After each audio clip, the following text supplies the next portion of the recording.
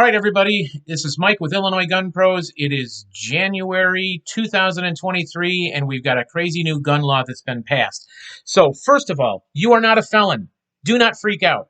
I've heard from many people that this law instantly made a bunch of law-abiding citizens automatic felons overnight. It's not true. Now, we have some time before it would come to that, and there's going to be a lot of lawsuits challenging this law, and it's very likely that a court will put this law on hold until it hears the case.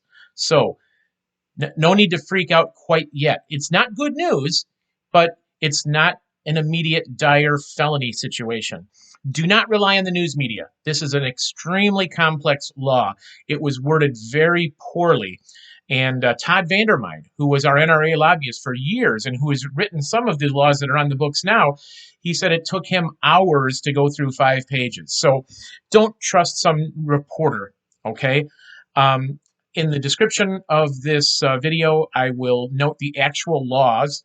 It was passed as HB 5471, House Bill 5471, but now it's actually Public Act 102-1116. But most importantly, it modifies several different laws, the most important of which is the Unlawful Use of Weapons statute. So, long story short is you do not have to get rid of your assault weapons or your large capacity magazines, but there are restrictions.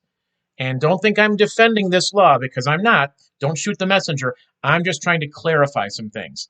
First of all, you can no longer buy high capacity magazines in Illinois or assault rifles. We'll get into that in a minute. What's a high-capacity magazine? Well, this is defined as any rifle magazine that has a capacity of more than 10 rounds, or any pistol magazine that has a capacity of more than 15 rounds. This is immediate, so you cannot buy them today. But you can keep them with some caveats, and I'll get to that. Second, you may not transfer, although you can keep them, you cannot transfer. That means to give or sell your high-capacity magazines to anyone, unless there are 3 exceptions, basically.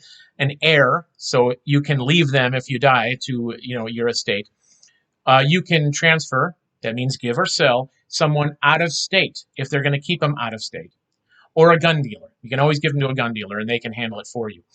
And when you do transfer those high-capacity magazines, you're going to have to report it to the state police, including the name, address, and information about the person to whom you transferred them. That's incredible. That's the law as it is now. Third, so number 1, you can't buy. Number 2, you're not going to be able to transfer, although you can keep them. And then third, starting 90 days from this law's passage. Now, the law was passed January 10th, so 90 days would be April 10th, unless I don't know how to count my days. Starting April 10th, you cannot carry your large capacity magazines in public.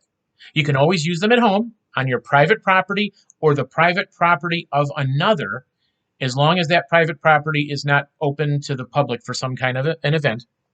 Or you can use them at a gun range. So you can, and I don't think I'm saying that this is okay. It's not okay, but it's not time to freak out yet.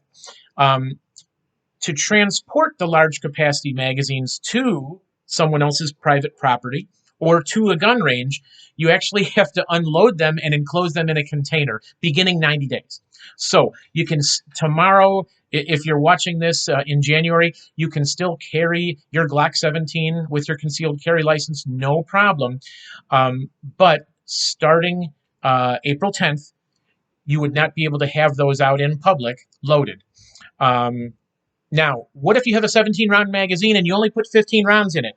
Still no good. The magazine is an evil weapon of mass destruction, and you can't have the magazine because it can accommodate more than 15 rounds.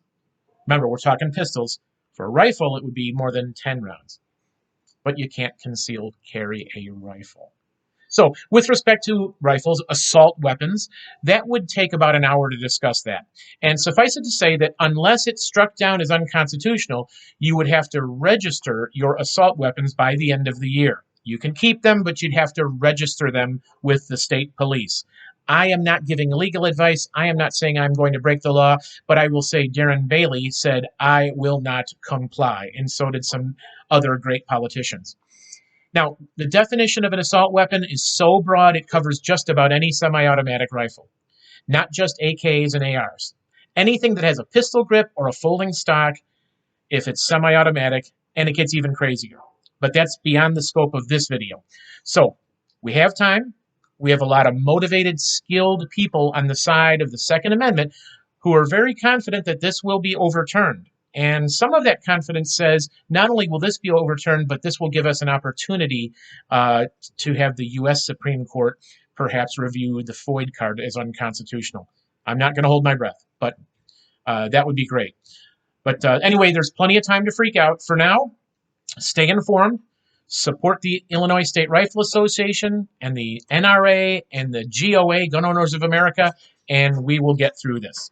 I'll have another video as updates become available. Take care.